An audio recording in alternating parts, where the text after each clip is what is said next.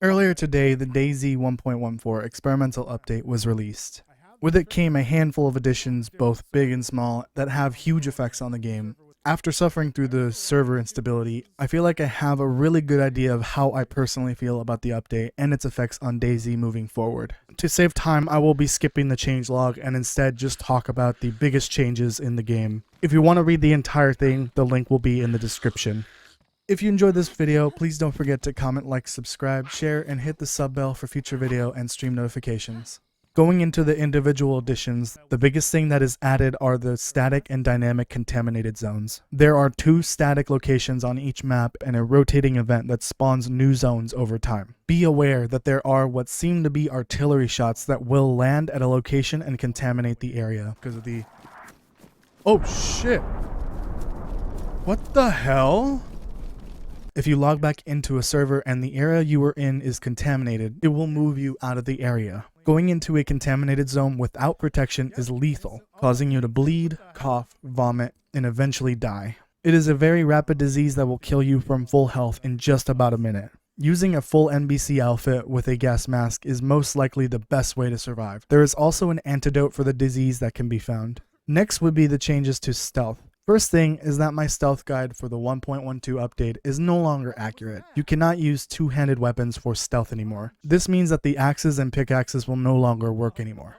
Instead, you have to use a one-handed bladed weapon. So far, knives, machetes, and the kukri do work, and I imagine it does work with other similar weapons. There is also a new execution animation that has been added to the stealth system. This replaces the bizarre and off-putting insta-kill melee swipe from before. It is a rather lengthy animation, so I would recommend keeping that in mind. It does, however, make stealth killing zombies several times more satisfying. A new rifle called the Lamas was added to DayZ along with its magazine and a new scope. The Lamas, like the M16, cannot use optics. It is compact, taking only 18 slots, uses 5.56 ammo, and spawns at helicopter crashes. For the sake of getting this video out ASAP, I am not going to actively look for it. It would take too long for me to find it.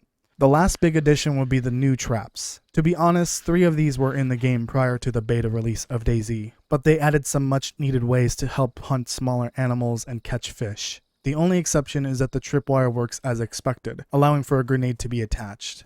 There were server issues at the time of recording, so the zombie would have died in the explosion. The snare trap can be used to trap hare and chickens, requiring the correct type of bait for each.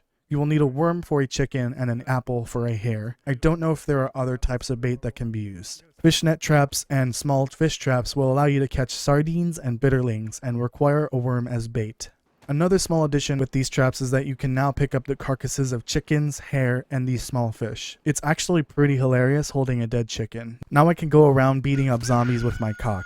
Anyways, that will conclude the update overview for DayZ 1.14. Again, if you are curious about the rest of the changes, I will have the link in the description. To summarize my thoughts on this update, I feel that this is one of the most important updates DayZ has ever received. Not only did it add contamination zones that spawn higher tier loot, it also spawns them randomly across the map. This will force players to be aware of where they are and keep them moving. It will give you a reason to skip a town or go into one depending if you have the proper protection. It will force us to speed up our looting runs and avoid staying in certain areas for long periods of time. This will no doubt change how players play and where players will go on each map. Considering there are now literal bombs dropping on towns and cities, this game has reached a new high. The dynamics of the early, mid, and late game are going to shift and change moving forward with this amazing addition. On top of that, stealth is now at a more realistic but riskier position since it takes longer to execute. Knives and other one-handed bladed weapons now have a massive increase in value, as they are the most important weapons in the game. Not only can they be used normally against zombies, animals, and players, they can help you get food, gather materials for a fire, used to make rags, and now are the only way to stealth zombies. The 4 new traps added on top of the new farming options the game got in 1.12 will make surviving a little easier and provide better options for all survival situations.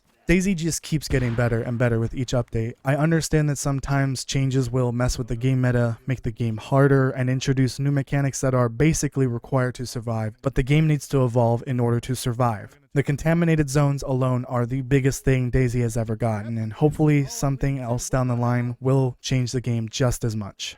If you made it this far into the video, thank you so much for watching. I really do appreciate it. This game always draws me back every update and it's fun every time. If you enjoyed this video, please don't forget to comment, like, subscribe, share, and hit the sub bell for future video and stream notifications. Alright, well I'm gonna go out. Okay, I thought it was gonna go out with a bang. Never mind. I think we learned a lesson.